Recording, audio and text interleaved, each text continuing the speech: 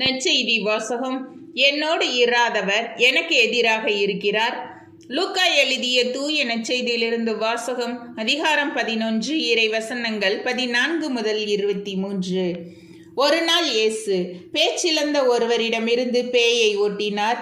பேய் வெளியேறவே பேச்சற்ற அவர் பேசினார். கூட்டத்தினர் வியந்து நின்றனர்.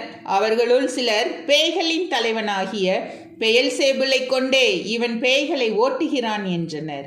வேறு சிலர் அவரை சோதிக்கும் நோக்குடன் வானத்தில் இருந்து ஏதேனும் ஒரு அடையாளம் காட்டுமாறு அவரிடம் கேட்டனர்.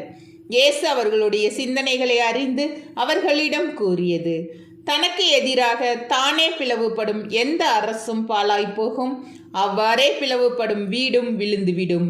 சாத்தானும் தனக்கு எதிராக தானே பிளவுபட்டு போனால் அவனது அரசு எப்படி நிலைத்து நிற்கும்? பெயல்சேபுலை கொண்டு நான் பேய்களை ஓட்டுகிறேன் என்கின்றீர்களே. நான் பெயல்சேபுலை கொண்டு பேய்களை ஓட்டுகிறேன் என்றால் உங்களை சேர்ந்தவர்கள் யாரை கொண்டு பேய் ஓட்டுகிறார்கள்?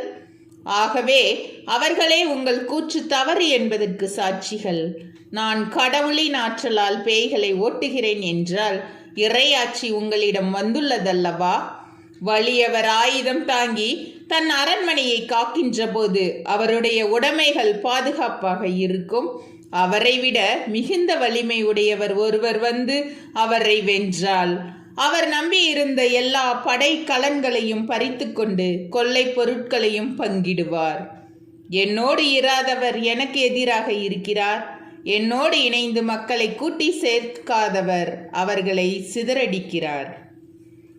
ஆண்டவரின் அருள்வாக்கு. கிறிஸ்துவே உமக்கு புகழ்.